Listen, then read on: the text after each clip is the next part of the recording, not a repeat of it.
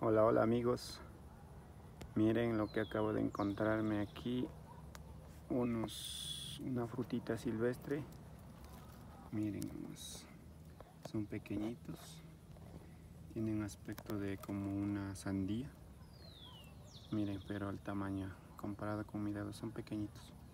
Se llama cimbalito, le decimos, y son bien deliciosas y están bien maduritas, por eso están amarillas.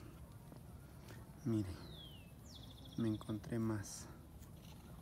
Vamos a atraparlo. Ahí está. Miren, parecen huevitos de pájaro. Sí, estas riquezas tenemos en estos bosques silvestres. Vamos a seguir buscando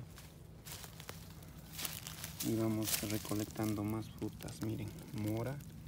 También encontramos este tipo de mora y otra variedad de mora. También encontramos uvillas, miren nomás, y cimbalitos. Esa es mi cosecha.